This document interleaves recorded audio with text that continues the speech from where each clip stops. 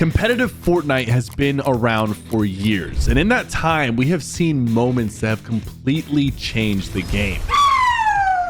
Players caught cheating, awkward interviews, and plays that fans still talk about to this day. What have we just witnessed? So today we're taking a look at 10 of the craziest moments in Fortnite competitive history. Starting out with one of the worst interviews of all time. When you win your first tournament, the normal expectation is that it's just the start of your Fortnite career as a pro, especially in 2019. That was the era when Fortnite competitive was gaining a ton of popularity for the very first time. But at the 2019 Collegiate Championship League, when the winning duo was asked about what the future looked like, they had a very unexpected answer. Honestly, we don't really like the game that much anymore. And things got awkward fast, because instead of talking about the next season of Fortnite or looking forward to winning the next tournament, the players just admit that they don't like the game anymore and they're probably not going to pursue competitive Fortnite at all. They basically quit on the live broadcast right after winning the events. We've decided we don't want to play like competitive Fortnite anymore, so we're going to move on to different games or just probably like do different stuff. I like it. You are retiring on top. Gentlemen, congratulations. The caster clearly expected the usual esports answer about grinding for future tournaments and seemed to even think their answer was a joke. They even complained about recent updates that Epic was pushing for comp, and needless to say, we haven't heard from them since. Next up, we have one of the funniest competitive moments involving Zayt. This happened during the FNCS Invitational in 2020, and after day one, things were honestly not going well for him. So heading into day number 2, Zayt decided to stop taking the tournament so seriously and have a little bit of fun. Since the tournament was online, he invited 2 girls into his Discord call while he was playing in finals. Oh, by the way, where are you guys from? Oh, so you're Canadian. And the results were actually kind of shocking because he somehow started to play better the more he started trolling. Guys, game over. Fine. GG, mega. Run!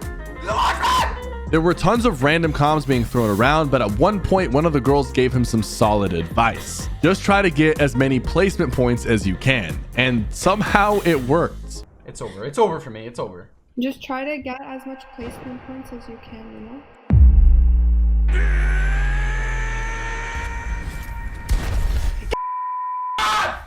Let's go, baby! Woo! You guys are great. You guys are staying in my call for the next tournaments. Every tournament, actually. Oh, you're close. You're doing well. Zayt started climbing the leaderboard and was suddenly back in the tournament. But once day 2 rolled around, he decided to lock back in and take things seriously again. But unfortunately, he did end up choking. He came in 9th overall, and he did manage to beat out some popular pros like Bizzle, Eclipse, and even Unknown during what was a heavily controller-dominated season. But Zayt trolling in a tournament wasn't unlike him. There was a legendary moment where he took an L in front of the entire lobby after knowing that him and his duo had secured first place.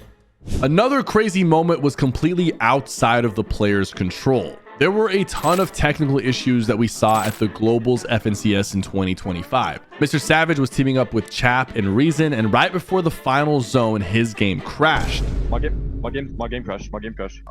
No. My game crashed. Even with that, Chap and Reason still managed to clutch up and finish 3rd during that game. By the end, the trio placed 9th overall. But Mr. Savage wasn't the only player dealing with crashes at Global. Reed's trio had a brutal start too. Reed's game crashed on day 1 in game number 1. And the worst part is that it happened again on day number 2. Cooper later posted, "Teammate crashed game 1 on both days. No restart, nothing I can do. I love this game." Despite that, Cooper still managed a nice clutch after Curly went down, but their team never really got a fair chance to build up momentum, and they ended up finishing in 13th place. It's just crazy that this happened during an FNCS Globals, Fortnite's biggest LAN event of the year, where everything is supposed to run as smoothly as possible. You just don't expect to see this many technical issues during a live event like that. One of the earliest cheating controversies in competitive Fortnite involved Natehill and Funkbomb during the fall skirmish. Funkbomb got eliminated early on in a match and began spectating Nate. While watching, he decided to bring up the official Fortnite broadcast. At the time, the mainstream had little to no delay because Epic wanted viewers to watch the official broadcast for sponsors and coverage, which is how the problem happened. From the broadcast, Funkbomb could see other players' position and health and began to call that information out to Nate while he was playing. Demo to your west on the bottom, straight to your west. Yeah, he's Like southwest, he's 30 health. I feel like this is cheating, but That's considered teaming and outside assistance, which is strictly against competitive rules. After Epic investigated the situation, both players received punishments. Natehill received a 2-week ban from competing in skirmish events, and Funkbomb received a permanent ban from all future skirmish events. Funkbomb later explained that he thought the main broadcast had a delay, but the damage had already been done. This was one of the first major cheating controversies in Fortnite competitive history.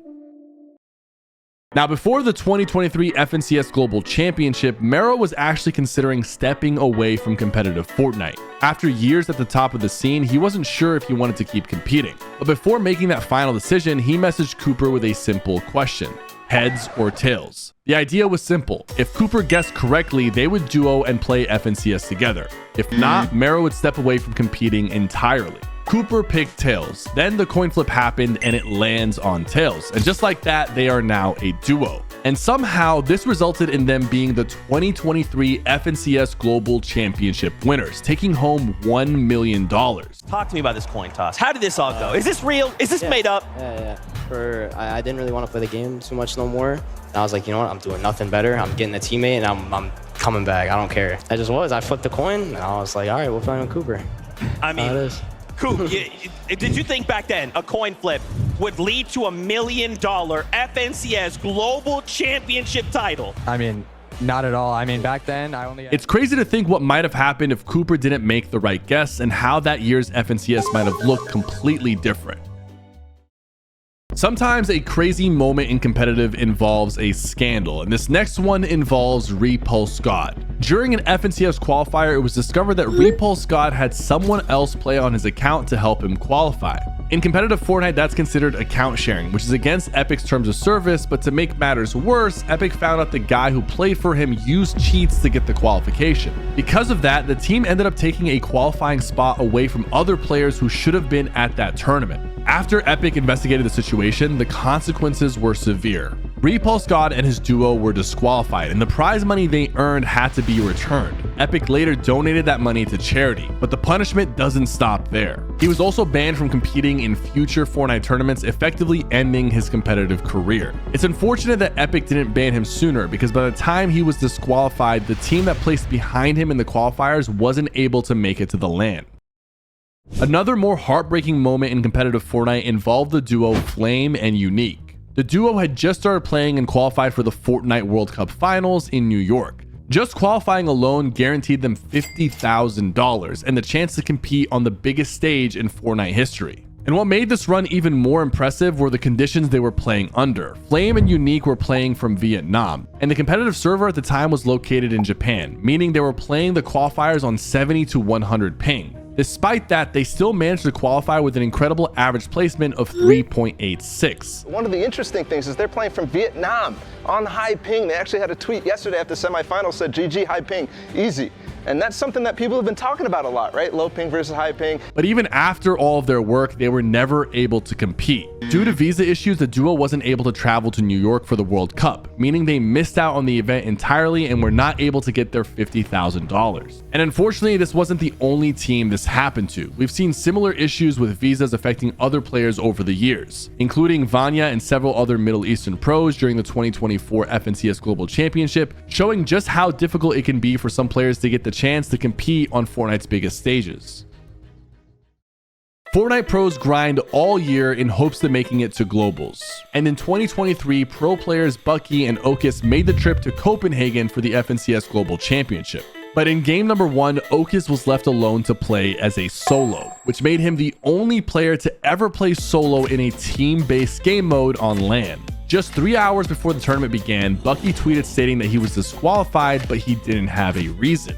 Most people thought he was trolling until he posted a video of him walking through the airport to fly back home. Theories started popping up and people were speculating why he might have been kicked from the LAN. There were fake DMs going around, rumors about inappropriate comment towards staff, and assumptions about alcohol or tobacco being the reason. But after 13 hours of confusion and chaos on Twitter, Bucke was finally informed by the event organizers that he was disqualified for breaking Section 8 of the Code of Conduct. But after looking into it, there were still a lot of different reasons for disqualifications listed in Section 8. Toxic behavior, cheating, harassment, illegal conduct, and even dress code violations. One part of Section 8 just says players are required to comply with all laws at all times, which had people thinking the event organizers may have seen Bucke smoking on stream in his mom's hotel room the night before. When Bucke got back home, he went on stream and explained that he still has no idea specifically what got him kicked. My flight took off when the Fortnite went live, bro. They said, you ain't playing, you ain't watching, bro. You're gone. They sent me out. I landed and it was over. I've go on my phone and the whole tournament's over. I'm like, what the f? He even said that before his smoking stream, he asked if he was allowed to smoke at his hotel room, and one of the event organizers told him, yes, they're just gonna fine you. If it is the cigarette thing, I asked the blast employee before I did the smoking stream. I said, can I smoke in the hotel? And he said, yes, they're just gonna fine you. He even told me what the fine was. So that's what I thought. Like, I thought that anything that I did, I was gonna be fined for. And I didn't mind paying the money, bro. I'm not gonna switch, like, bro, like, I didn't give a paying the money.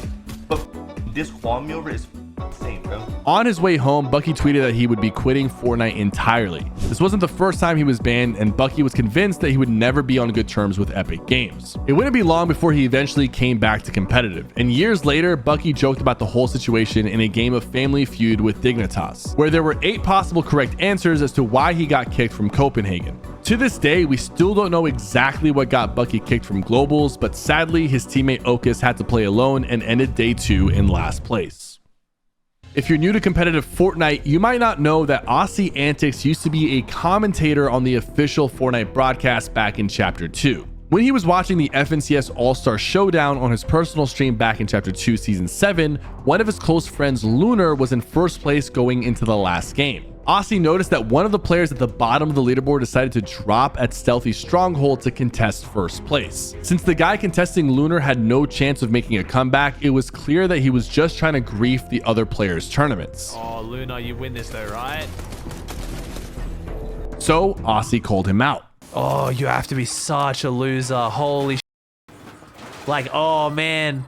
Like, you just know, oh, Rivley, I don't know you, but you're going nowhere in life, dude. Like, no one likes you. Holy I'm sorry. I hate being toxic, but God, you are such a loser. It's insane to me. What most people don't know was that Lunar was an up-and-coming pro who was trying to prove to his parents that he could make it as a professional Fortnite player, and that he could finally convince his parents that all this time spent grinding Fortnite was worth it. So winning this tournament would have meant a lot for him.